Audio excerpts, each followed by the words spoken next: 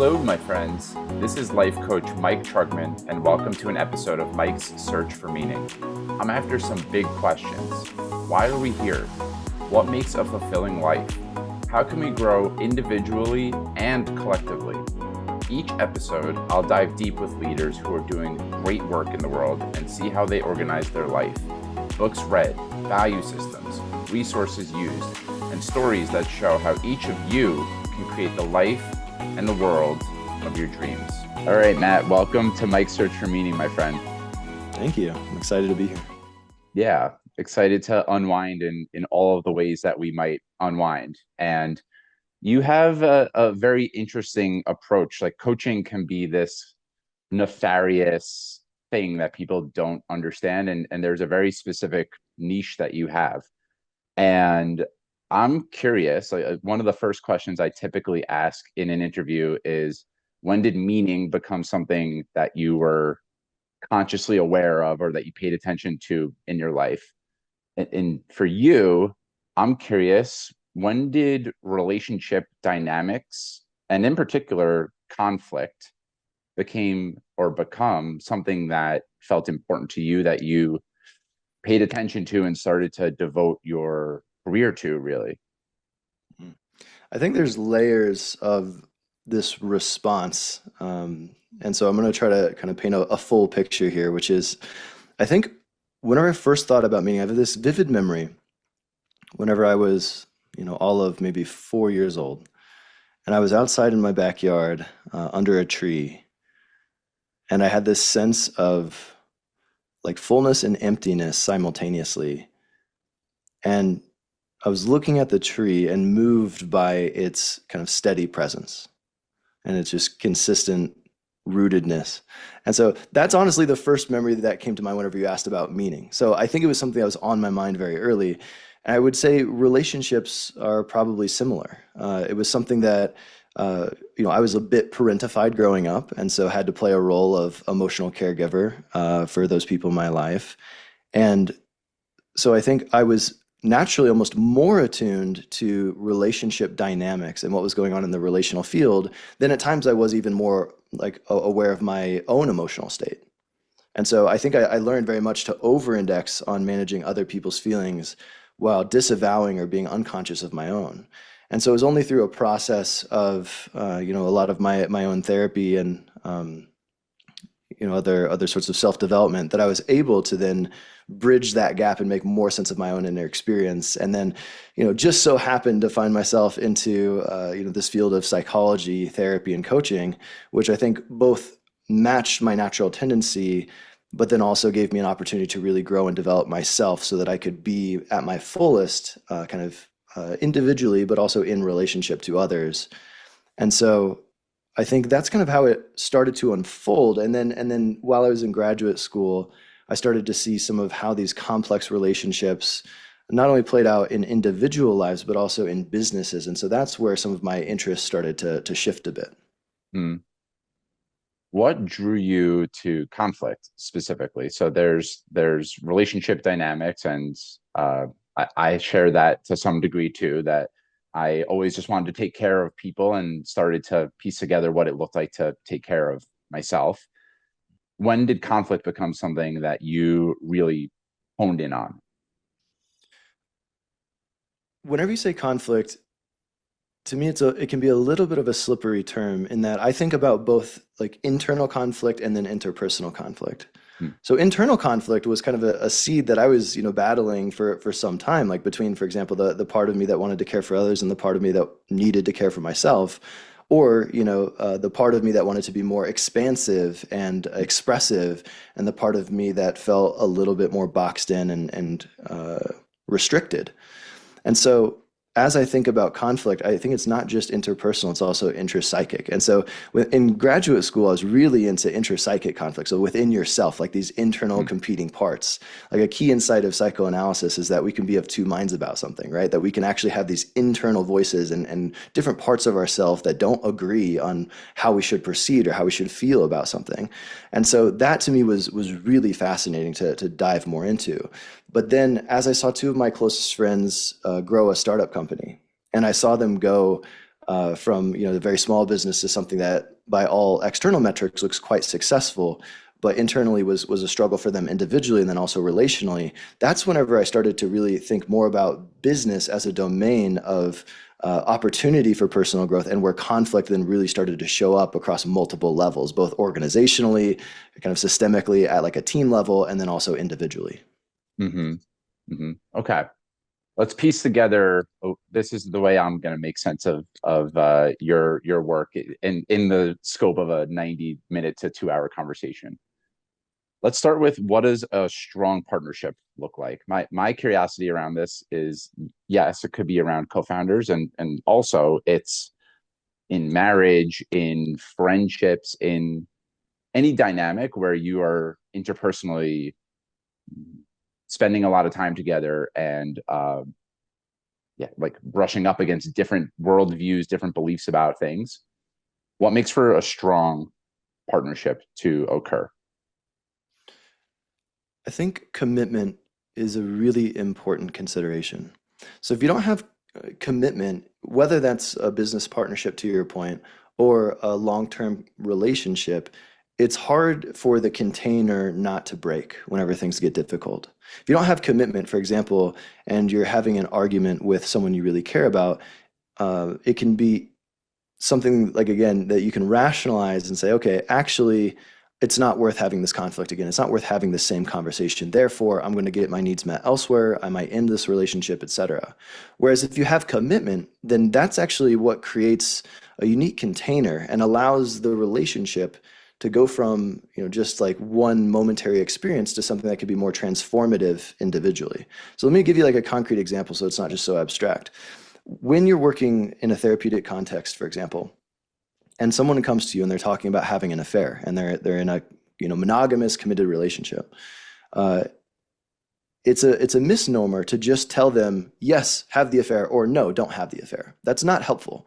What's far more interesting psychologically is understanding, what does this fantasy about having the affair actually mean? What is the meaning there? What does that fantasy do for you? Like, as you really explore it and lean into it, what are you hoping you would get from that experience that's not present in your committed relationship? And so if we can go from the concrete to this symbolic layer of experience, then we're able to understand, oh, maybe we're missing some spontaneity. Maybe we're missing some physical touch. Maybe we're missing like sex. Like, there's all these various components that you might be chasing externally rather than trying to integrate those into the relationship. And so if you can walk people down that way of thinking, then it can help reinvigorate their primary relationship. And so I think the same is also true in business. Like, we also have this thought of like, oh, I just don't want to be in this partnership, or I kind of regret starting my company with this person, or whatever the case may be. What we don't think about as much is, what am I missing? What are my unmet emotional needs and business needs? And how can I work to change the relationship? And so if we have long-term commitment, that gives us the container and the space to try to work on the relationship in a deeper capacity, which both involves a lot of personal work and also then relational work. Mm. How do you know when you have, or how do you create long-term commitment? That's a good question. In my head, and I'm not sure if this is accurate, another component of what makes a good long-term relationship is some type of shared values. And so this Hmm. doesn't mean that you have to be aligned on everything, but on some of the big, more important pieces, like for example, if you want to have kids or don't want to have kids as like a binary, like that could be a very important conversation to have, where in an ideal world, you want to have some type of alignment. You could talk about like other major relationship components like finances, or other ways that you want to spend time. And so I think having some shared value system can be helpful. And it's almost like the commitment is, yes, I am committed to having this long-term partnership. And I believe in this future vision that we have. And then the values are part of what inform how you get to that long-term outcome, that long-term vision of staying together. Hmm. So it sounds like a shared vision, something that you are creating together over a period of time, and shared values. Is there an example? Like, I don't know if you've worked with a couple of co-founders, or if there's a partnership that comes to mind where um, I guess putting meat on the bones of like what would be an example of a shared vision that someone could have, and the values that would support them in remaining committed to that vision, if and when invariably like things get hard from time to time or you don't see eye to eye. And I think that happens. And like that's part of where the commitment is so important. Because if you're able to lean into some of these differences, something new can emerge. I'll give you a concrete example, maybe from my personal life, and then I can also try to give a, Mm. client example. But as my wife and I, we have just for context, we have two daughters, a 4-year-old and a 2.5-year-old, and there was this debate, this question of do we push for a third? And full transparency, I was on the side of like absolutely not. Like logistically, this makes no sense. This would create like new changes to kind of maybe some lifestyle factors that we're hoping to have. This impacts whether or not we can travel and to what extent that feels accessible or less accessible than in the past because of how much different it is to care for two versus three if we ask the grandparents. And so this was something that we wanted to enter into relatively consciously. And as my wife was articulating how for her it felt almost like a spiritual calling of sorts to Mm. have to invite one more soul into our unit. And she was able to articulate kind of that level of depth and meaning and purpose to what this could bring to our family and to her as a mother. It helped open me up to that possibility. And so we kind of, through a series of conversations, ended up agreeing to move forward with this. And that was a decision where, again, in my ideal world, maybe we wouldn't have done because it's not how I was thinking about what I wanted our life to look like. And yet for her, it was so important. And so hearing the degree of importance and knowing that we have the capacity, I wanted to then empower that, which meant giving up some idea that I had of what our future would look like. And so kind of grieving that loss, but then inviting in something new that was unforeseen that could also be a beautiful blessing for our family. And so that's an example of like some malleability, some flexibility of a long-term committed partnership where then like the visions that we had to co-create needed to evolve to these changing circumstances. Yeah. And what were the values? And we'll get back to business partnerships. Mhm. What were the values that allowed for that to occur more easily, let's say, right? Like there's that's a big shift, a fundamental one that can probably be the demise of a romantic partnership at times. Mhm. What were the shared values that allowed for that to occur more easily? First and foremost, I think we have a shared value that despite the desire for more economic prosperity and growth, that we both experience a degree of fulfillment from raising our children and having like a rich family life that goes beyond materialism. And so if part of in my head, this desire to travel and to see things, to maybe drive a nicer car and skip the minivan or whatever the case may be, it made me realize like yes, I mean, I still would prefer not to have a minivan and I would prefer to travel and do these things. But also, I agree that at the root, there is more depth and fulfillment that comes from raising our children and teaching them and learning from them and being challenged as a parent to respond in adaptive ways rather than like just my default mode of operating that is fulfilling enough and is worthwhile in the struggle and makes it all worthwhile, as opposed to this other route that may appeal to like my ego in certain respects. Mm. There's kind of more soul in the way that we've chosen to align. And so but my point though is like we had that shared value system overall with a few differences, and those differences still needed to be negotiated and discussed. It wasn't something where it was just very like this was not an easy decision, at least for me. It was Mhm. something where, and I think for my wife too, I mean, that she recognized like what this would mean and how this could impact the family and how even in this transition of going from two to three and being pregnant, like how that could increase sibling rivalry and jealousy and fears in the young kids. And so it's created our whole family system has had to adapt around this. So the reason that I highlight this is it's not just that like yes, we had these kind of shared values at the root of our experience, but on the surface it looked like we were a little bit different, but we had to then talk through and negotiate those differences to realign. Yeah. And just to make it like really explicitly clear, what was it like choosing soul over materialism? Was like, is that a way to define it? I think so. I think Or so. And fulfillment? and the other counterpoint here, just to bring in my wife's voice for a second, is, I tend to operate, my default is a little bit more scarcity, a little bit more on the side Mm, of like, I want to like just my a big priority for me is like safety. I want to make mm, sure that like if stuff goes bad in the business for a few months, that my family's going to be okay. All of our needs are going to be met. We're not going to miss a mortgage payment or whatever the case may be. And so to me, it's really important to have a little bit of room for margin of error. mhm, And part of my, and so then as I think about three, what do I picture? I picture we're never going to travel again. I picture the minivan, all of these kinds of things. And then my wife's point is like, Matt, that's not giving any room for growth. mhm, That's you anticipating and projecting into the future the exact same situation that you're in now, and not accounting for the fact that you're somebody who's constantly called to growth personally, professionally, and really want to continue seeking that out. And so let's also imagine the possibility of upside, that this is not a negative in the materialistic sense either. It could also be mhm. additive. And so I think that was just what came to mind as you asked the question. Yeah, yeah. Okay, this is already getting really rich. So let's we'll go to a different lily pad. We'll go back to business world now. Cool. So there's probably different way. Obviously, you're not talking about having a third kid in the land of business, but there can be really drastic. Maybe one of the co-founders is wants to shift their lifestyle in some major way, or wants to move across the world, or there's Mhm. all sorts of things that occur inside of a person that shift that impact the business. And it doesn't even have to be an internal shift. It could be a specific external shift. Mhm. What are some examples that come to mind in the world of business Mhm. of we'll call it conflict, air quotes again, like a difference in perspective? Like what are some common examples of that?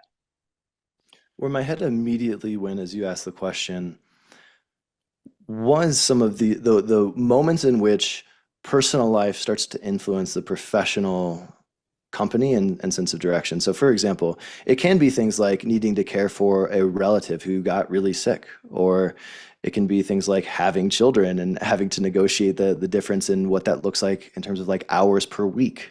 Um, and so I do think like those life circumstances do happen and create at times like an impingement or a rupture that needs to be discussed and processed relationally in a partnership, both in terms of the emotional impact and then, concretely, what does this mean for the business? What does this mean for how we prioritize? Like, do we have to change how we communicate? Because maybe we were just living in the same space.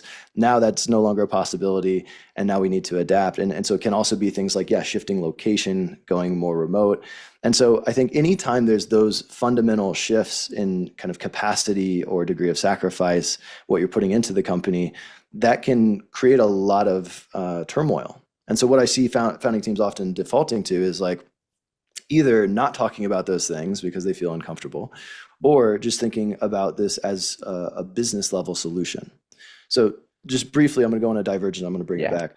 In my book, I talk about the three languages all teams speak, and so there's operational, psychological, and archetypal. Operational language is the language of business, and so this is talking through things structurally, thinking about process, KPIs, OKRs, your standard kind of business stuff. Psychological language is the language of emotion. And so this involves a slower, more deliberate, reflective type of engagement, kind of like our conversation now, that's a little bit more resource intensive and involves a bit more self-reflection. And the high level takeaway here is most teams default to operational language, which is fast and pretty easy, and struggle to transition into psychological language and using some of these skills. The third language, the last language, is archetypal language. This is the language of the unconscious. And so this is like the vibe, the relational feel, that elephant in the room. So if you ever have been part of a high performing team, there's a sense of alignment and excitement of like, okay, we're rowing the same direction at the same cadence, and that feels really good, like buzzword being synergy. Or on the downside, maybe you dread going into work, or you got that kind of like anxiety kind of in your stomach whenever you see a Slack message late at night from your co-founder, or you feel like you're walking on eggshells and kind of trying to tiptoe around somebody. Those are all unspoken emotional dynamics that you are psychologically attuned to in your environment. And so part of what I work with teams to do is to say, okay, let's stop arguing about product roadmap and let's start having the conversation about your unmet needs and the power dynamics that are unspoken here or the lack of recognition you feel. And if we can go into those in more detail and name those kind of unspoken elephants in the room, then we can get back on the same page on the business. So then as we're talking about some of these challenges that come up, I view it as exceptionally important to go from that concrete business level issue of, hey, you're putting in less hours than you used Mhm. to a conversation about, wow, I'm observing that you have less time available to commit to the business. And that's making me feel like we're not on the same page, which gives me a lot of anxiety. Like, I don't feel like we're as close. We're not seeing things strategically in the same way. And so it just is generating a lot of anxiety for me. And so if we can go to that level of vulnerability, then all of a sudden we can have a real conversation that then might lead to a solution in terms of the operational level of business, of course, but also it allows us to really evolve as humans in our understanding of one another and change the partnership itself. Mhm. There's probably lots of different ways to look at skill building. So I'll zoom out and share a little bit about my like I was reflecting on some I for a living uh am in a lot of ways focusing on what's important to me, what are my needs, how do I skillfully communicate my needs if I'm feeling unrecognized, for example. And I fumble around that all the time with my wife, for example. I just as recently as a few days ago was feeling some resentment building up and was feeling unrecognized and I would say in an unskillful way. That my first out breath was one of anger and frustration, and she was then defensive. And we reconciled quickly, luckily, because we've both built some skills around that. I imagine if we look in the lens of operational, psychological, and archetypal, is that the third one? Archetypal, yep. Archetypal. Mhm. Many co-founders are extremely strong in operational, might not have any experience communicating psychological, emotional needs. Mhm. How does one go about skill building? There's, like I said, probably lots of different ways to break this down, but how do you look at skill building in that area? Mhm. Yeah, I mean, to your point, there's so many different ways and theories about how to build some of these skills. The way that I do it is in my book, The Co-Founder Effect, what I break down is the co-founder conflict navigation system, which is a Mm, three-phase process that helps founding teams do this exact process individually and collectively. So phase one is really all about preparation. So I have a lot of different reflection questions because anytime you're dealing with like a relational rupture like this, whether it's in the moment or ideally before the moment or even after the moment, engaging in some type of self-reflection about like what really triggered me, what's really at stake here, what's my underlying concern, and then trying to get through like what is my unmet emotional need and can I identify and articulate that, and doing some work to clean up that communication beforehand and formulate it, whether nonviolent communication or otherwise, just using an iMessage can be really helpful because then as you re-enter the conversation in phase two, you can have a different type of conversation just from the prep. mhm, Phase two, which I want to just answer this last piece because it feels really important, is really about how can we have a new type of conversation than the one that we've been able to so far on our own. So one skill that I bring in that I find really valuable, which comes from Imago couples therapy, is more or less a structured dialogue where one person will talk at a time, one person will listen. And the speaker, will try to use these best practices, like, kind of using an iMessage and trying to articulate some of this stuff with a degree more sensitivity and vulnerability. And then the person on the receiving end will listen, active listening, and repeat back what they've heard. So they'll start with a summary like, "Hey, I heard you say X, Y, Z. Did I get that right?"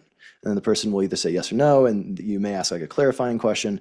And then eventually you get to the point where in the dialogue, you will also offer some validation, which is not to say you agree with their perspective, but it's like, hey, from your point of view, what you're saying makes sense, and here's how I can understand that.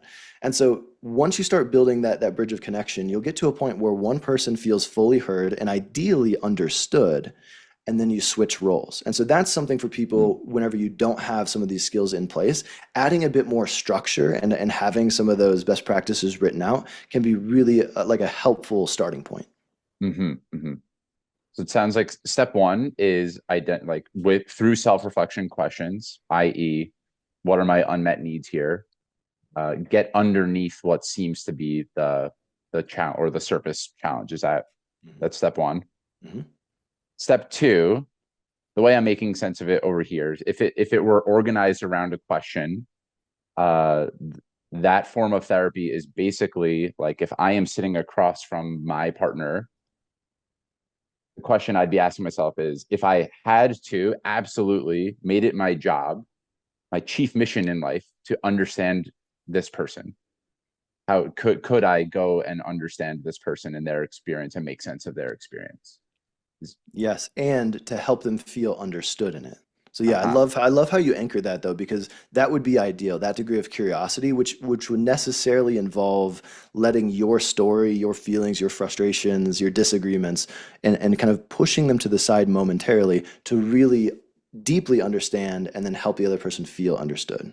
Yes. hmm hmm And once that happens, if and when that happens, so we both feel seen and understood in each of the ways that we are making sense of a situation, Mhm. I can feel how already that would be a wonderful experience for all parties involved. Mhm. What happens next? What's the next step? So the one kind of to be that I'll add here is once we feel heard and understood, it also might be helpful as part of that process to make sure that we're taking ownership of our contribution to the dynamic. Because for Mm, example, like you articulated the experience with your wife, and part of what I appreciated about your framing was you owned how you started the conversation and then recognized your wife's defensiveness as in part being a reaction to how you propose yes. that information, right? So defensiveness doesn't take place in isolation. It takes place in a relational dynamic. And so, for example, if you were coming in and saying, oh, she was just so defensive and all this kind of stuff, much less helpful, right? And so if we can get to that point of taking ownership, as you demonstrated, of our contribution to the dynamic itself, and we can mutually do that and take ownership. That's then whenever we can move to phase three, which is really, okay, like what do we do about it? And that's like a mutual collaborative process where if we're both taking some percentage ownership over the dynamic, then we both should have actionable takeaways. And then we need to be accountable to implementing those and following back up on this conversation at a later date. hmm hmm That feels like a really important layer to add, and a really empowering one, right? That's like a lot of people. I know that a lot of people and myself at times struggle with control, and like in a lot of ways that brings the yeah, the control or the what's the word that I'm looking for, like the locus of responsibility or something. Like you always, if you can own that you're taking some part in the dynamic that is happening, then you're empowered to in some ways support creating the shift to occur. Is that right? That's exactly right. And I would add to that, part of where I see, partnerships go wrong, in any kind of partnership. I'm right now thinking about business partnership is just kind of the, venting slash complaining, this like question of should I stay or should I go, Hmm. without actually examining how you are complicit in creating the very conditions that you find problematic, Can you right? repeat that one again? Yeah. That So last part? Yeah. yeah.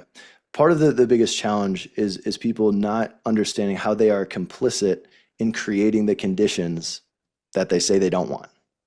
And so part of what we really need to do, and that's where that radical ownership comes into play. So for example, I have a friend who's in an unhealthy and unproductive and frustrating co-founder partnership right now.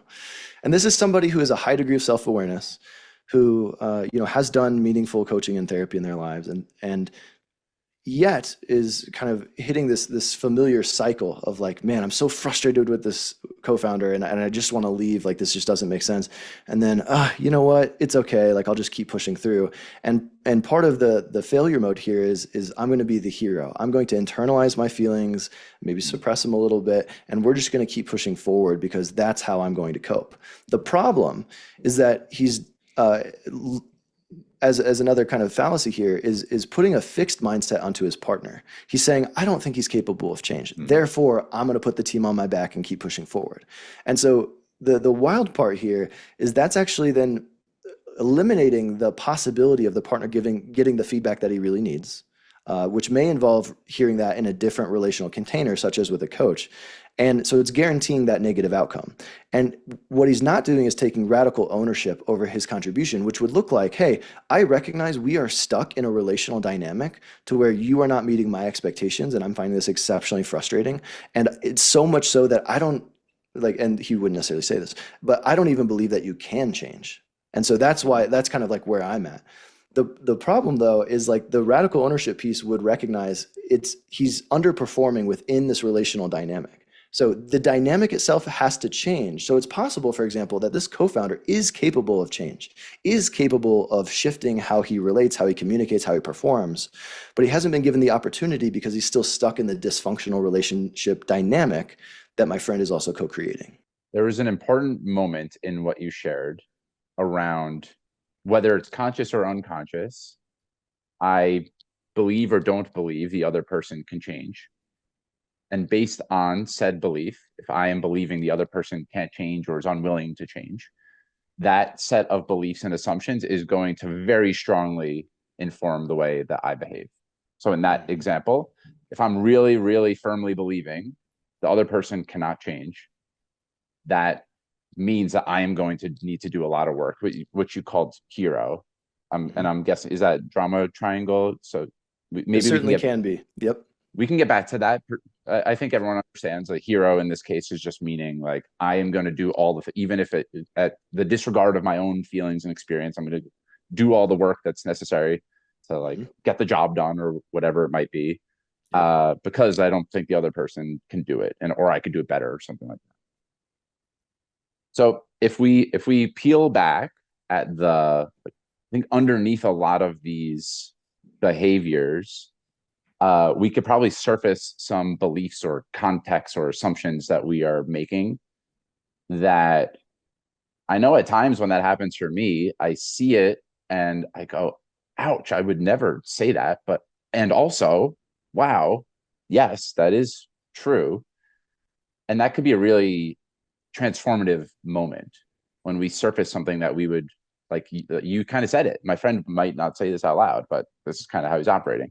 Mhm. Anyway, this is a long-winded kind of like reflection that leads into the question of if we operate on the beliefs, assumptions, context levels, where do you see are some of the most common ones that could be useful to take a look at?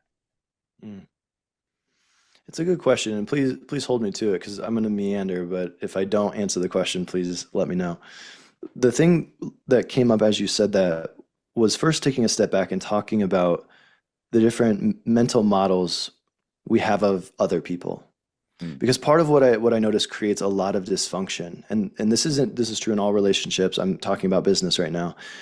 We have these internal models of the other person, how we anticipate they will think, feel, react. And we build that information. We're all like kind of amateur psychologists in this way. Because we're kind of doing this, right? Like in all relationships, we're analyzing kind of what's happening. Maybe not all people, but a lot of us who are psychologically minded are doing this. And then the challenge is sometimes we build these mental models that have a degree of accuracy. Like I'm astonished that my wife will, I mean, she will articulate things about how I operate. I'm just like, damn, like you do get me. For better and worse, you definitely get me. Um, and so we build these models that can be quite accurate and then they're therefore very helpful to inform how we navigate various interpersonal situations. The problem, though, is that almost always these models become outdated because the person that we're with grows and evolves. So I've been married, I should know this, a long time. And the thing that's been fascinating, I hope my wife doesn't watch this. The thing that's been fascinating is to see the different versions of my wife throughout time and also looking back at how I have grown and evolved. So that means for both of us to be in a healthy relationship now, we have to have very different mental models of the other person being radically different than who they were 5, 10 years ago. And so Similarly, in a lot of business partnerships, we get into a state of conflict when we haven't updated those internal models to who the person really is now. And sometimes it's, we held them up on a pedestal and we imagine them to be a certain kind of person. And then throughout time, we kind of see, oh, that's not who they are. And so we need to update. Other times it can be, oh, wow, we've kind of devalued and now we're like thinking about them in a certain light, but we're not giving them credence and respect for how they've grown and evolved in some of these other ways. So either way, a big part of interpersonal work is updating those internal models, because if we don't, then those said scripts, regardless of what they are going to be inaccurate and unhelpful, and inherently limiting the potential of the other person and the relationship to grow and evolve. Hmm. Hmm. So what are like, let's put some language to what are some of the most common offenders of outdated scripts that we might place onto, and we probably could do this to ourselves to some degree too, but let's focus on the other person. Like what are some beliefs or assumptions that we might put on the other person that at one point were useful and maybe even true most of the time, that need an update? And then we could talk about like what does it look like to update all of that. Mhm. I mean, it's really interesting. I almost feel myself pushing against any one script, and I'll give you one Mm, example of a script, but because I think the underlying point is whatever it is, it's outdated. To your point, it did once serve us. I'll give you an example that I do hear quite often from people. It's this thought that my co-founder is selfish. mm, And the reason I bring this up is because like there might be a degree where this is accurate, but at its root, this statement is actually an objection to difference. It's an objection to the fact that this other person operates in a way that is fundamentally not how I operate. To mm, give another example, I was in a coaching session with two co-founders the other day, and part of what was coming up was just like how incredibly different they operate in terms of like how they prefer to work, how they prefer to think, how they prefer to communicate, and part of it was so clear with this metaphor of one person being the technical individual would operate with 4 to 5 windows open simultaneously on the computer. mm, Whereas the CEO operates with like 30 open. And it's just like, and that metaphor really encapsulates just totally neurodivergent opposite ends of the spectrum. And it was just so fascinating to see this. And so part of what we discovered is that for the CTO, part of what he wanted on an emotional level was a sense of containment, this sense of clear prioritization. And whenever he feels uncertain, he grasps for more certainty, more control. mm, Whereas the CEO actually doesn't need that. Like he's just operating on all the plates are spinning simultaneously, and he's just one of those individuals who can do that. I am not that person either, to be clear. But what was fascinating is then as he would ask for reassurance and the CEO would provide more context, more reassurance, it actually landed in such a way that was more dysregulating because it lacked the structure mm, that the CTO needed. And so I bring this up because we have these fundamentally different modes of operating. We often object to difference. We assume that the other person should be operating in our same way that we do. And if they're not, it feels threatening. It feels like, oh my gosh, I don't want this person in charge of steering our ship because it seems like they're all over the place. When in fact, being all over the place for this person is like their second language. Like they're fine. That is the mm, water that they're in if they're a fish, right? It works for them, even though it wouldn't work for me.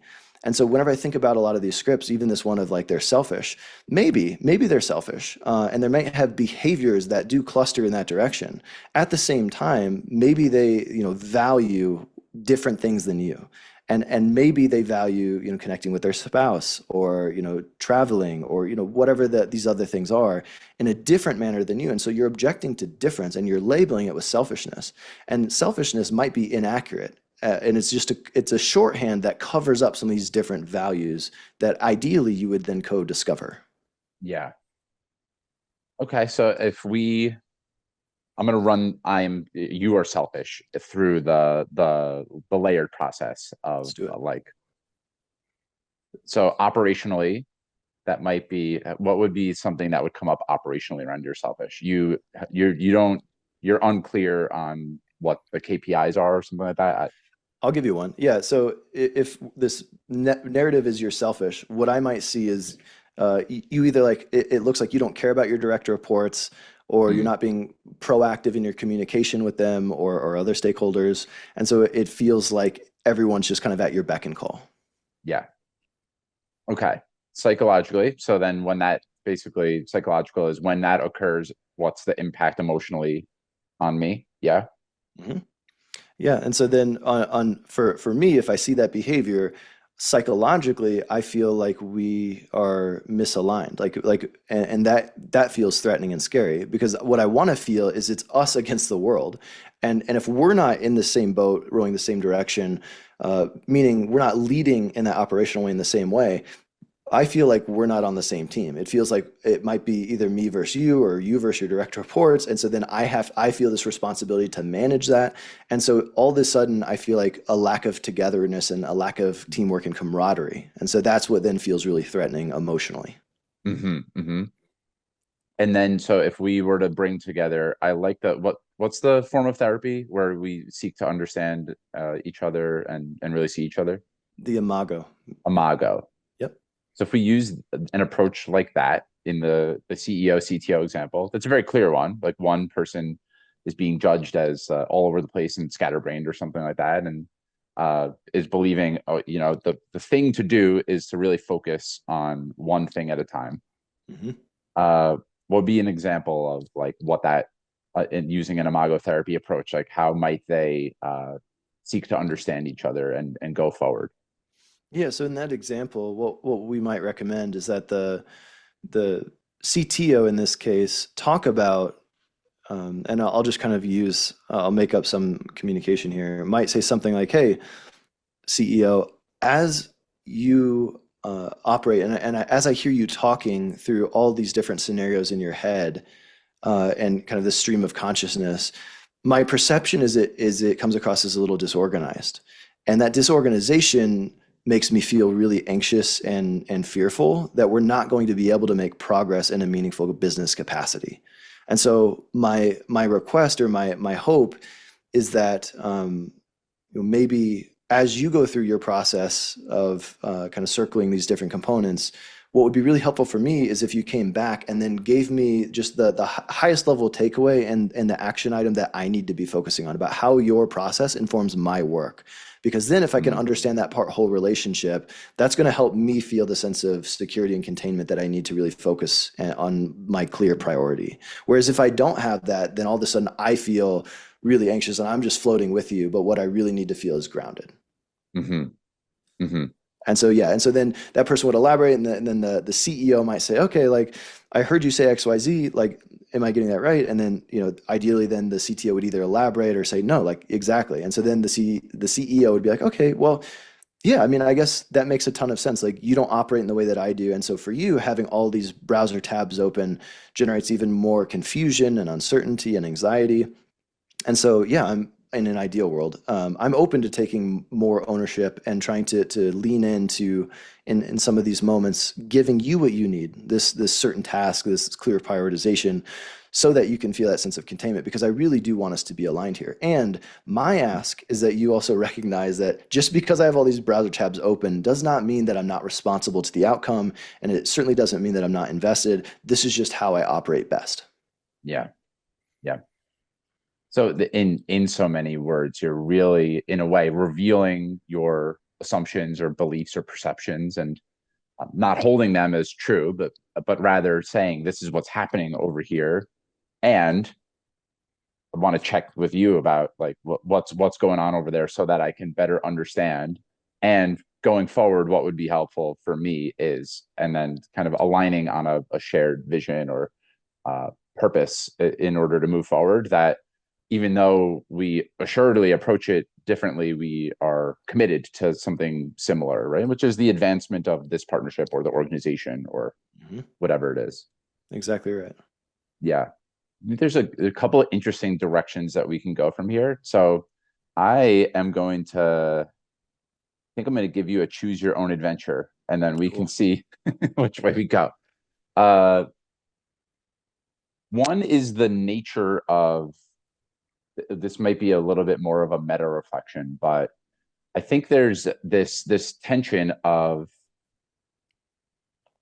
whatever I am thinking or believing is the right way, right? So like if the way I'm making sense of the world is right, so I like if someone's doing something that is outside of that, they're not doing it right, even though we might not say it exactly that way.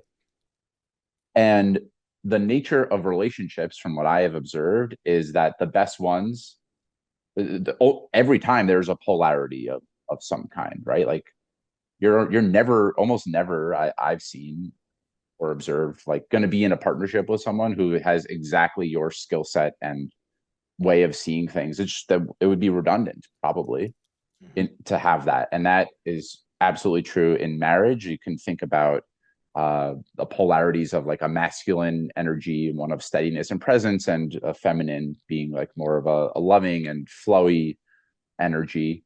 Um, I imagine that's there's some degree of that's true in a partnership, that in co-founders, that very different skill sets are happening Hmm. that in some ways are the source of what make the company go, Hmm. and in other ways are the source of the greatest tension and the biggest fights and biggest opportunities for growth. Hmm. And so that's one direction that feels really interesting to take a look at, is given that you're going to inevitably, in like the best partnerships, bring such different worldviews, ways of operating and seeing things. How do you do that really well when you're always thinking you're right or something like that? And then another, which is, I don't think it really has much to do with what we've spoken about so far, but like a really zoomed out view on um, how do you make sense of your world and a good life, and like how do you bring that into, like, spirituality is a word that comes to mind, for example. What is your orientation to life, and how do you bring that cleanly into a partnership while being malleable, flexible, open to the ways that it unfolds in all these unforeseen ways? um, there's also the spiritual lens of like, so much of this shit's out of our control, and like how do we leverage all that occurs as something that might be useful information for us? uh, so I know I'm throwing a lot. I'll make sure that I put pins in each of these things because they could all be interesting directions. Yeah. A third thing is around what are like models that you find are really helpful. Like we started to touch on the drama triangle, which is the way that I learned it, I think, is the hero, the victim, and the villain. Like that might be useful. Nonviolent communication got mentioned at one point, so we could go through needs and useful I statements that you could make. There's probably all sorts of other things, like we started to touch on Imago, but there might be other ways that you support people in having clear models, things to hang on to for, oh, let's go to this tool here. This has been helpful for us that we haven't spoken about so far, and or it'd be useful to take a deeper, closer look at. Sounds great. Where I feel most called initially is option one, adventure one. Mhm. So just to talk about this piece about I'm right and they're wrong. I think and the ways that polarity can be so powerful in a partnership, but also a source of tension. Um, the thing that I want to start with is kind of a personal anecdote about the difference, and then I want to talk about how this shows up in co-founding teams, but also in organizations as a whole. So, at a personal level, whenever I think about some of this, I'm right, they're wrong. I once had a mentor in clinical psychology who said to me, Matt, when a couple comes to see you and they're arguing about the dishes, it's not about the dishes. It's about something deeper. And if you can get them to talk about it, then all of a sudden the dishes won't matter. And I fundamentally believe that, and that's part of what we talked about earlier in terms of the business partnership about, we're arguing about product roadmap. What we're not talking about are power, recognition, closeness, some of these other psychological needs. And so part of what comes to mind for me is I literally get up. I mean, like my wife, the way that she loads the dishwasher, it's like, I mean, look, it just doesn't make sense. It's not efficient. It's not economical. And so I've actually had this conversation with her. Similarly, the way that my mind operates, I tend to default towards thinking about things like work and like all the different projects and meaning that I derive from work. And I tend to then struggle with like social planning, Mhm. which includes like our relationships. So date nights, I tend to struggle with. It's not always top of mind. I actually have to have reminders, and things like what to do with the kids on the weekend.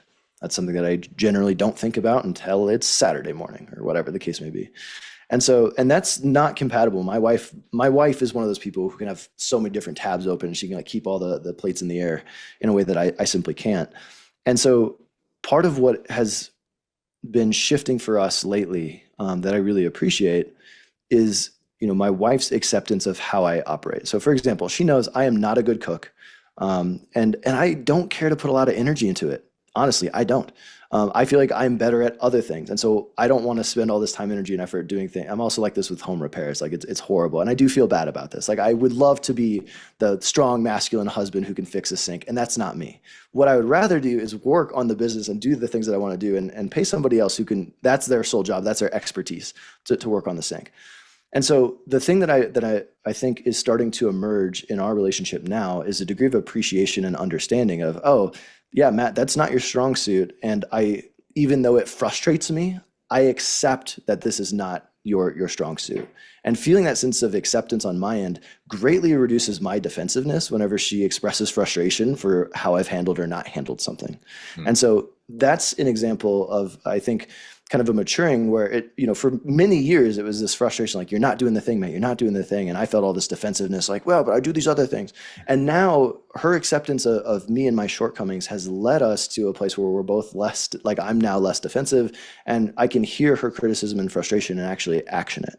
And so my Yeah. hope is that in all kinds of partnerships, we can move from this place of difference feeling threatening and feeling frustrating to actually one that can be embraced. And part of what I see in a lot of co-founding teams is like these innate frictions and differences, when entered into healthily and consciously, can lead to better decisions, can lead to better cultures, and like more inclusive cultures. Like for example, with this team that we've just kind of talked about, of like one person being all over the place, one person needing more structure and clarity. The opportunity here is that they can create a culture that doesn't just default unconsciously to A or B, but can instead create and design an organization that can thrive in this new culture C. And so I think that's really the opportunity in organizations. And so the highest performing teams that I see aren't ones who never experience conflict or hardship or this friction of polarity. They're the ones who know how to leverage that polarity to create something new and intentional that can benefit the entire system as a whole. Yeah. Okay. So a quick way to maybe make sense of this is like the question that's coming through for me is like, what's something greater than each of our individual contributions that could emerge from this or something like that, right? That's well articulated. And Yeah. that kind of ties into that commitment piece. Like if we both care about what's in the best interest of the company ultimately, then that's not something that we get to by accident. If we really care about our company, we really care about it being successful, that gives us a little bit more permission to decrease our ego in this exact conflict and be able to look at, okay, I see that you bring this way of thinking through decisions that is rigorous, and like the downside is it's very costly and it creates more friction, and I find that personally frustrating. But you being so deliberate and intentional is a useful skill. And my desire to move very quickly and function on intuition alone and small little data points and tolerating a lot of uncertainty has its value and speed, but its downside is like sometimes I'm wrong. And so Mm, if we can create a synthesis between how we both operate and make some of these decisions, that's going to lead to the best outcome for the company. And so how can we tolerate this tension to allow something new to emerge? hmm. Yeah. Another one that I love that I'm getting better at integrating is a question like, what's great about X? So, personal example. I tend to struggle with people who dominate the conversation. Like if someone talks, my judgment would be the person, my perception, they talk too much. Mhm. And historically, that has just been like a bad quality. That's categorically, it's you do not want to be someone who takes up all of that space. Mhm. And a simple question like, what's great about talking too much? Or you can get even, you can get even spicier than that. Like, uh, what's great about What's like a really shadowy one? I don't know, being aggressive or being Hmm. so these aren't that spicy, but like what's great about all of those, almost always, almost is like I don't even need to qualify. You can always find something that is useful about the thing that you're complaining about. Hmm. But being able to spin a million plates at the same time, that is also not my default. But there are a lot of things that are really useful about that. It just Hmm. doesn't make sense to me. Yeah. And it's really cool to recognize that.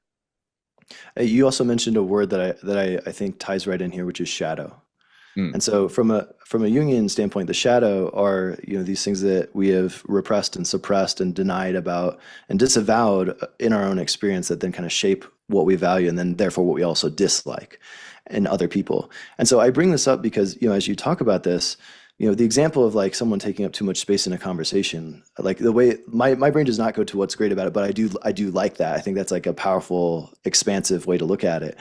For me, it's like whenever I notice that, which is somewhat similar, what I recognize is that I was fundamentally wired, as I mentioned, being parentified, to not take up space.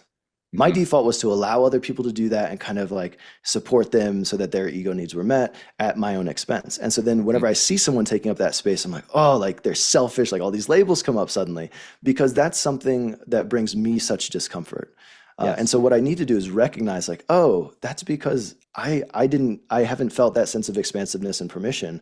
So perhaps like, yes, maybe they're doing that for some of those reasons. Maybe it's, more on the side of they're anxious. And so they're over talking. Mhm. So how can I have empathy for them? But then how can I also challenge my default reaction to kind of punish or shame that part of them? Because what that really is me kind of my own internal process being projected onto their experience. Well, I'm curious because we both have the same one there, like Mhm. a default to I'm going to take care of the needs of others, Mhm. and therefore, someone who takes up all the space is selfish. Mhm. From your perspective, how would one go about how does one generate an expansive, is basically creating an experience such that you're able to use selfish, let's say, as a something you could look at objectively or neutrally at least, if not like Mhm. expansively able to inhabit.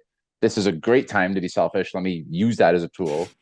Uh, like going from like what is an example of a journey from that's a categorically bad thing.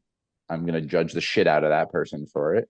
Uh, wow, this is a tool that can be used. Mhm. I mean, yeah, let's walk through the example a little bit. So like on one like part one of the journey is I see someone in a social engagement, they're talking a lot, and I'm like, gosh, they're selfish, they're self-absorbed, and I might even have start like I hate them. I can't believe that they are doing this. Like, what is wrong with them? Right? And so I either, just totally disengage or stay there passively, don't do anything. And then later I have all these complaints and frustrations that I might share with my wife, right? That's kind Mhm, of stage one of the journey. Stage two is again being like, oh, I'm curious, what about this is so triggering? What about this is getting under my skin, which might lead to this insight of, oh, yeah, I wasn't allowed to do that at all. And now I kind of police myself to make sure that I'm even hyper vigilant to not overshare, to not take up too much space, to make sure other people are comfortable. Okay. All right. And so maybe I still sit through it and I don't love it, and I still might have some judgment, and that's okay. But maybe then a third way is like, okay, now that you know all of those things, you see someone doing this, you might begin to have a bit more curiosity of what's coming up for them. Is it just that they are selfish and self-absorbed? Might they have like what are the other ways that I could explain this behavior? What else might be mhm, coming up for them? So can I instead of narrowing and making this fixed mindset of kind of bottling confining them to one label or one mhm. set of thoughts, how can I expand that definition a bit? What else might be coming up for them? And so then I can start to have a little bit more empathy. And then once that empathy starts to develop and I'm less kind of pushing all myself down, then what I can start to do to your point of recalibration is if I recognize that I am on one extreme of this spectrum where I have to make myself small and give other people kind of the room, lest I be selfish. And on the other end of the spectrum, someone who's very expansive and just taking up all of the space and might be really charismatic. and looks to be oblivious to it. What I can recognize is, yeah, I find that upsetting, but also, like maybe there's those alternative explanations that make it slightly more tolerable or understandable, so that I'm not sitting there crawling out of my skin, nor do I have all this intense judgment. I still might not like the behavior, but also not condemning it and kind of narrowing my experience of that person into just that label that came up earlier. Hmm. Hmm. That question of, I wrote it down, what are the other ways I could explain this behavior, is one that immediately opens me from a label or judgment into some level of curiosity. Mhm. Even if I need to ask it multiple times to get out of the judgment, it is one that it's like snapping you out of the story that you might be caught in. So Mhm. that feels like a really effective and powerful one. Is there anything around polarity, like it's a really juicy topic? And so is there anything else that feels important to bring in as it relates to partnerships, co-founders, the language or land of business? One thing that's coming up that I think has been a thread in the conversation but not made explicit is the different kind of phases and stages of a relationship and how it evolves. So, for example, part of Mm, what might draw you to a partner initially are some of what makes them different and unique. And you might mm, even like look up to them. Like I'm thinking about like a co-founder situation where maybe you look up to this person because they're more organized than you, mm, because they have or like looking at the inverse, because they're charismatic, because they can really capture the room and present a compelling vision. But what happens is over time, as we start to see some of those negative, like the downside of those positive traits, and that's maybe whenever we start to like have more friction and frustration, and then we start to devalue them. And this is all normal. This is like you go from idealization to kind of devaluing to then kind of in that process grieving the loss of who you had hoped that they were whenever you just saw the upside. And as you go through that process of grieving, what your expectations were, that's whenever you can then arrive at, more of a mature type of partnership where there's a bit more acceptance of these differences, ideally. But getting to that point of acceptance is really quite challenging. Like, so in my wife's case, it was grieving the loss of like, dang, I really wanted a husband who could cook and like fix the house and like took that stuff seriously. And now she's at a point where thankfully there's a bit more acceptance. But like that mm. was a loss for her. And she as she looked at me, I'm a bald dude with a beard. I mean, she like was like, hey, you could probably do it. No, in fact, you can't. And so I bring it up because in a lot of business partnerships too, I see that where what we idealize, we then later devalue. And neither of those is a mature state of relating. The mature state of relating is recognizing the gifts, the upside and the downside in some of those traits, and being able to work through that material and then talk about the impact of that personally and professionally. Hmm. Hmm. And acceptance in this case, this was actually a curiosity that started to emerge before. Feels like a really powerful one that can be applied in lots of different areas. Now that your wife has come to, and I'm catching like this isn't a linear thing, and she's obviously going to get frustrated at times, but there's a more of a foundation of, I am no longer expecting that Matt is going to, be someone who's just thinking of well in advance about our social plans, and that he's going to make dinner for us tonight or next week or at any point in our relationship. Um, like, how do you, on the go forward, I guess, like, the, what does it look like after acceptance in and of itself is powerful, and that releases a lot of the charge that probably was there before. um, what does it then look like going, like, I could see a world where someone might be listening and going, okay, but like someone's still gonna do all, gotta make all the plans, and someone's gotta fix Mhm. the whatever, and yeah, Mhm. like, yeah, so like, what does go forward look like? I love the question, and I think about this personally to your point, and then also professionally.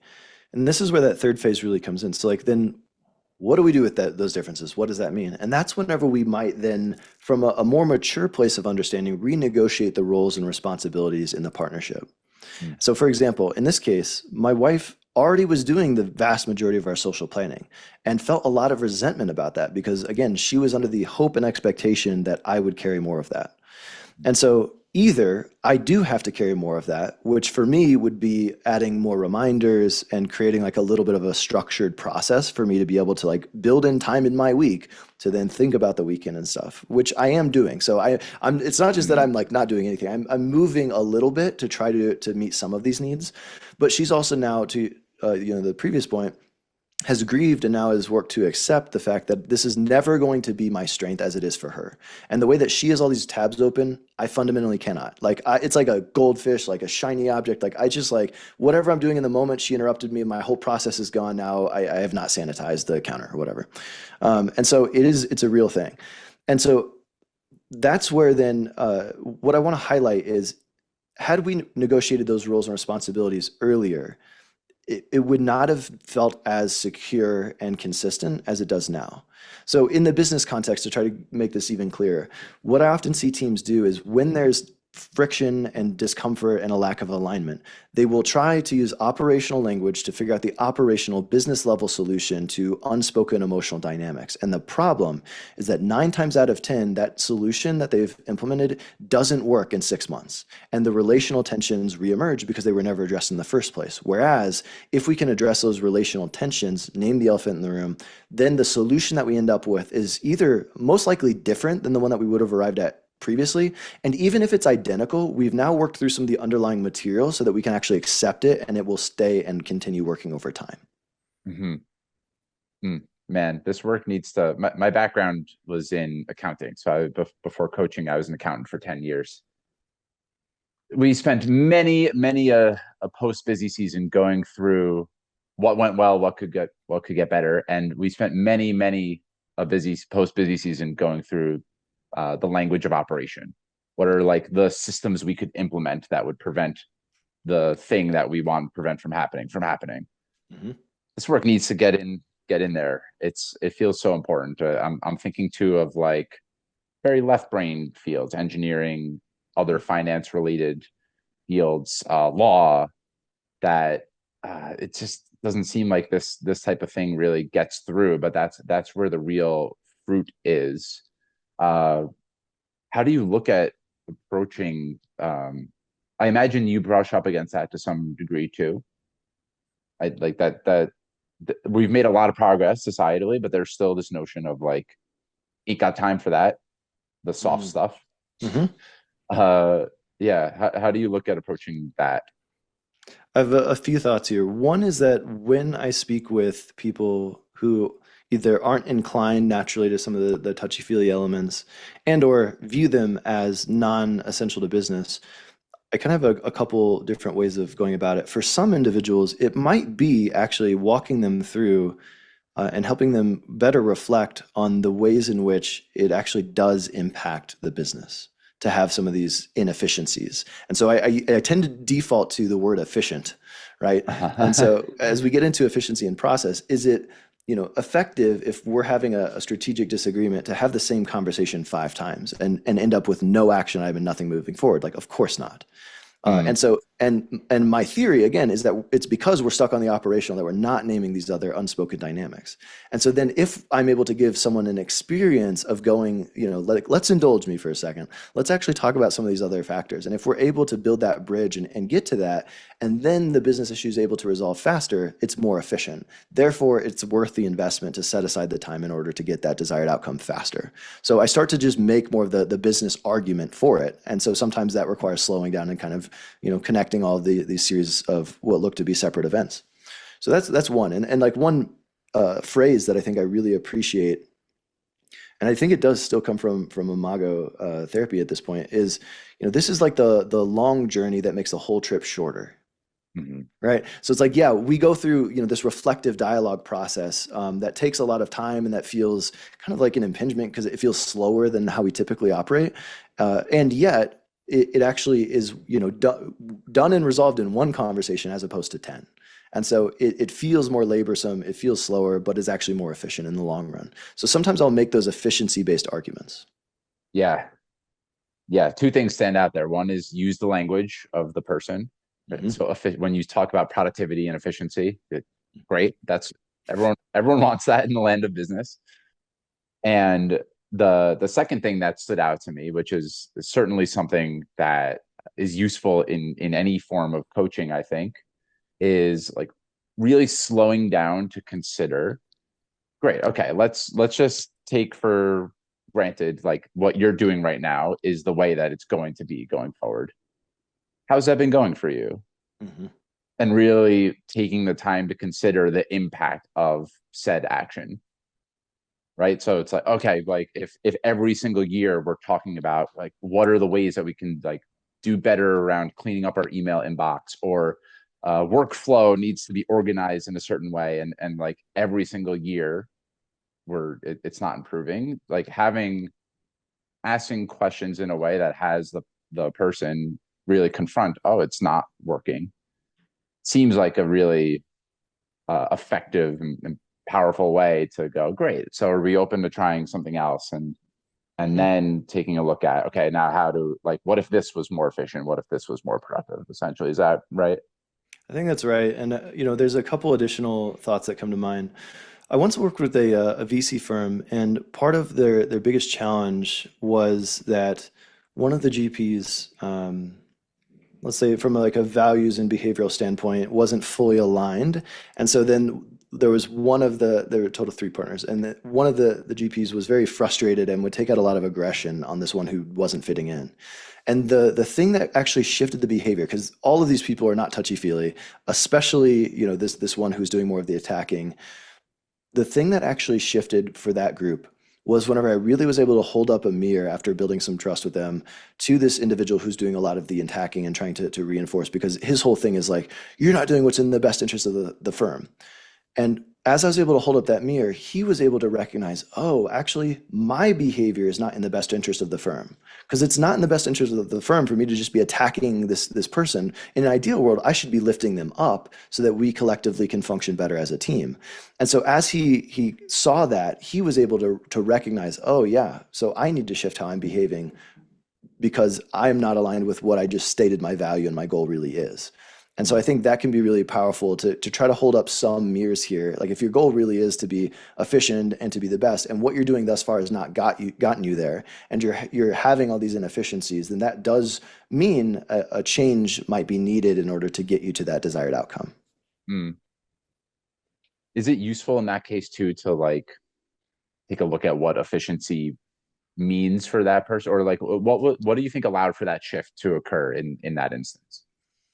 I think in that particular instance, there was a bit of kind of trust that was needed at a group level to open up to the possibility of change. So at first, everyone was so defensive that there wasn't much dialogue. And as we were able to establish a little bit of clear rules, like you and I have been talking about, and adding a little bit of structure to the conversation, and me as a facilitator being allowed to kind of push back or say, like, actually, like, I need you to stop talking. Let's focus on this other thing, to create a little bit of a new relational dynamic, then created the opportunity for this self-reflection to be heard. Whereas if I were to come in day one, not having earned the trust, not having earned the Mm, respect, and just were to say that, it wouldn't land and it would just mm, be rejected at face value. mm. Makes sense.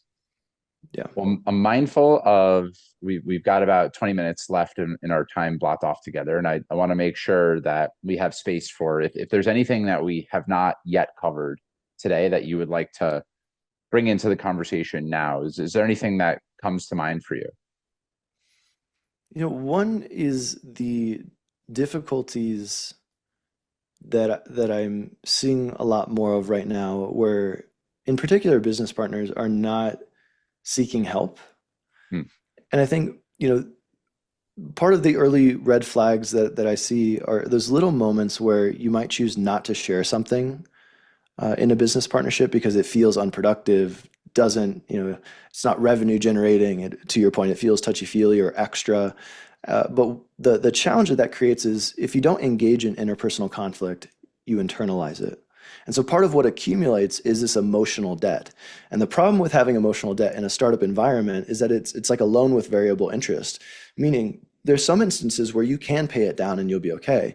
But because the startup is so all-encompassing and also has a lot of velocity and ups and downs, it becomes something that becomes quite difficult to pay down. And so as emotional debt accumulates, it leads to a lot more resentment. And resentment then becomes toxic because the story you're telling yourself about your partner is inherently self-serving and self-limiting to them. And it also then leads to these more rigid interaction patterns where all of the things that we've talked about just get worse. And so the thing that I find really frustrating is as I talk to founders in situations like this, I often hear things like, oh, I just don't have the time and energy to do this. Or, again, that the other person won't change. But the difficulty is that we already addressed the second one, but with this first one of not having time and energy, in all other aspects of business, if I were to talk to a founder and say, hey, look, finding product market fit, it's going to take some time and energy. They'd be like, yeah, well, no shit, Matt. Like, of course it's going to take time and energy. And so if I go through all these different business cases and say, yeah, it's going to take time and energy to fix, why is it that for this one relationship, which is the most important relationship in your company, the one that sets the cultural floor and ceiling, the one that really leads to disproportionate positive outcomes in terms of execution and finding product market fit and or scaling after it, that one relationship is not worth time and effort to fix. So to me, that's actually bullshit. What that actually is avoidance and discomfort. And so your defenses are coming up and telling you this is too threatening to touch. And maybe it's because you have a fear that the partnership is already over and you're not wanting to do that.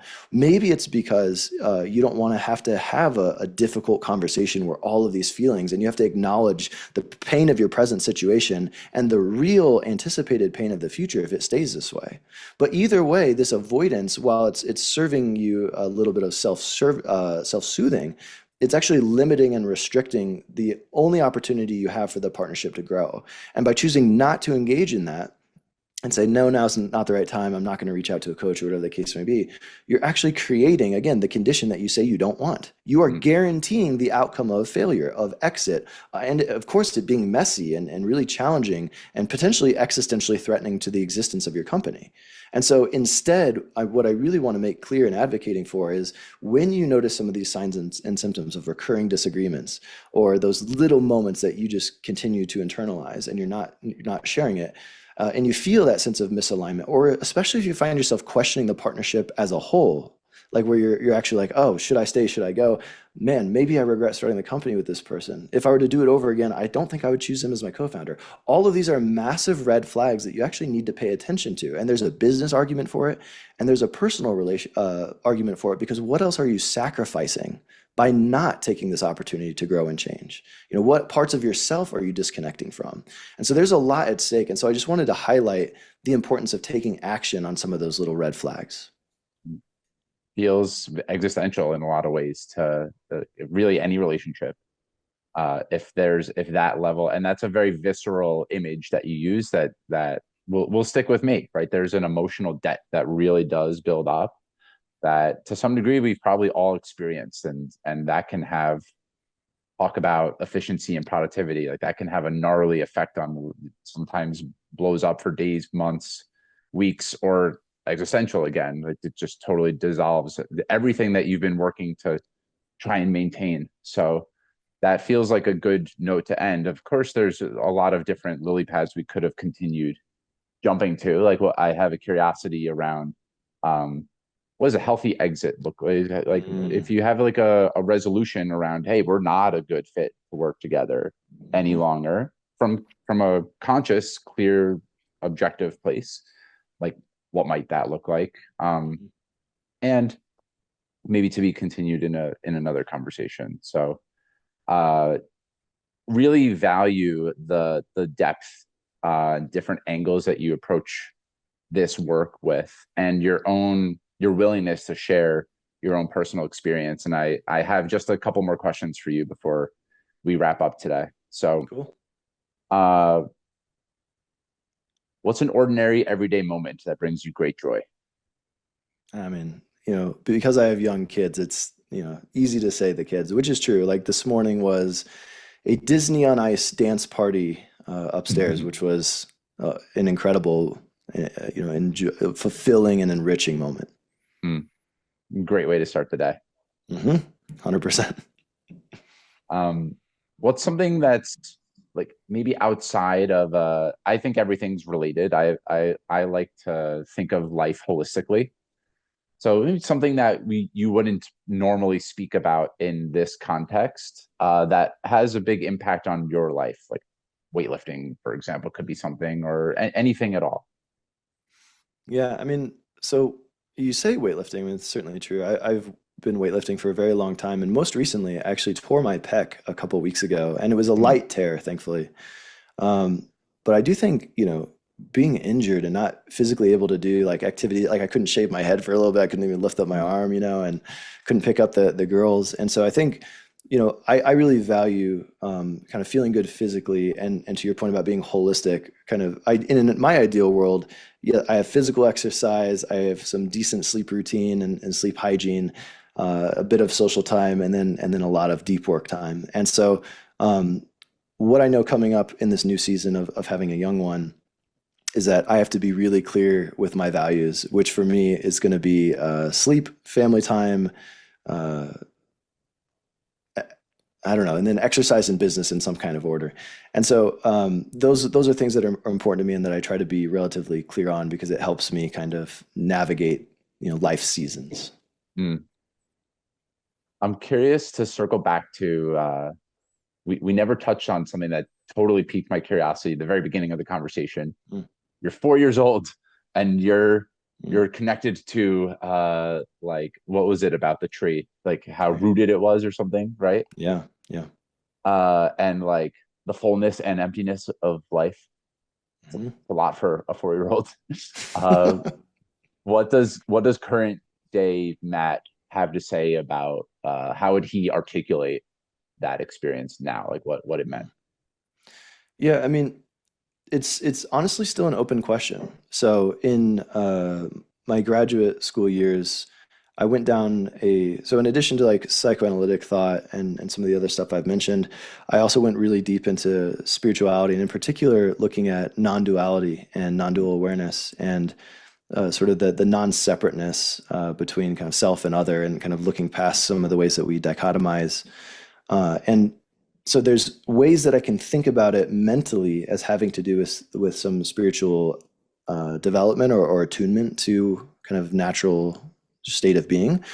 But then there's also like like some of the emptiness I also think about psychologically and some of the ways that my needs weren't being met. And so I both think about it in a couple of ways. One being, seeing into the true nature of things to some extent in a way that is kind of beautiful and has impacted, my spiritual growth. And then also psychologically is having to do with, feeling misunderstood and feeling like not really seen in a certain kind of way, which is lonely. But then there's also, despite that loneliness, there was also something beautiful. It's like it wasn't disconnected from the beauty of the moment because Mm, it gave me access to this other way of being that I wouldn't have maybe found otherwise. And so I'm kind of sitting with the tension of both of those possibilities. mm, yeah. There's some quote or spiritual saying like the wound is where the light enters in, right? Something like Mm, that. yeah. And it evokes that. Like I think all of us in this, whether it comes across as very analytical, or otherwise, we have some orientation to like really serve and support others. Oftentimes that stems from our own pain and unmet needs. So I 100%. Yeah. In Jungian psychology, there's this term called the wounded healer. And I yeah, really yeah, like that as kind of a term to think about why so many of us are called to this type of work. absolutely. Yeah. In some ways it was part of our curriculum, if you will, Mm, that needed to exactly. go through that. Hmm. So well, I've really enjoyed this conversation, Matt, and I think a lot of times at the end of these, I can reflect back and go, man, we could have spoke for probably another couple of hours, and I'm certainly curious to hear more about your spiritual approach to life, maybe in another conversation, recorded or otherwise. But I think I just have two more questions for you before we wrap this baby up. Let's do it. Uh, the first is I always raise awareness for an organization of my guest choice. And recently, I started a community that is adjacent to this podcast called the Search for Meaning Community. And it's really a community that's devoted to human thriving and the skills to internally and externally live a life where you're feeling on purpose and really thriving and successful. And one of the things I'm most proud of about this community is that 25% of any contributions go directly to an organization of the month. So this month, it'll be the organization that you raise awareness for. I have it written down here. Would love to hear in a out breath or two how you selected it and what's important to you about it. It's called Refugee and Immigrant Center for Education and Legal Services, or RAICES, Races, I guess is how I would pronounce it. Yeah. How did you land on this organization? So, one, I was wanting to find an organization that has a track record of using funds in a useful and productive, helpful manner that has kind of good accounting and tracking of some of that stuff. Hmm. And I was also looking for one that really served public good in such a way that, you know, also felt timely given what's happening nationally and how so many different, families are being kind of pulled apart. And that's something that I take seriously. And I also work with and have friends who are clinicians who go to refugee camps and other areas and see some of the horrors and talk to me about those firsthand. And so I wanted something that felt mission aligned and timely. Hmm. And so that's kind of how I landed here as supporting families who are going through a lot of political unrest, a lot of anxiety and lack of containment, and even like some ways of feeling disenfranchised and kind of shoved to the side and not being top of mind. And so that's something to me that feels important to give back to some of these communities and also the families and the children who are involved. Hmm. Yeah, vitally important. Thank you for bringing it forward in this platform. Uh, Important to play some small part in that. And yeah, so you can, if you're listening to this, we'll provide a link where you can donate directly. And if the community is something that's interesting to you, then as I stated, 25% of fees will go to in the month of April, I think, when this is released, 25% of all membership fees will go to races.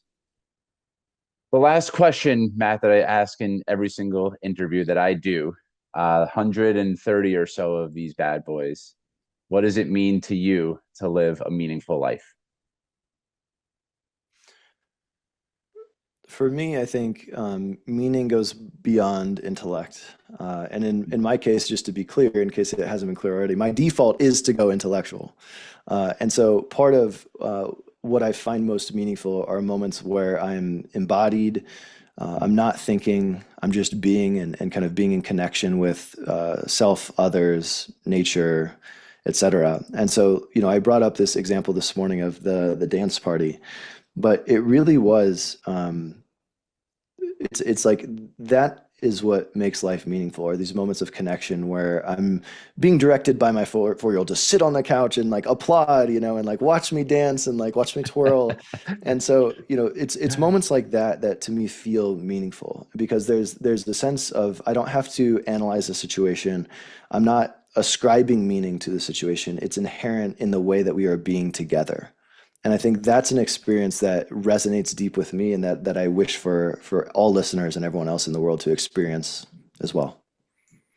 Amen, brother. A huge shout out to having kids, I suppose. Kids, there has not been one scripted moment in my life with my kids that I could have ever accounted for, and it brings so much meaning, fulfillment, and joy. So, thank you, Matt. 100%. Thank you for sharing your gifts here and for yeah, for the interesting and unique work and lens that you bring here. Really appreciate you. Thank you, Mike. I really enjoyed the conversation as well. Thank you all for listening. Sending each of you lots of love and take good care. Thank you so much for taking time out of your day to listen to Mike's Search for Meaning. If you enjoyed it, please subscribe, share this episode with your friends, and leave a review.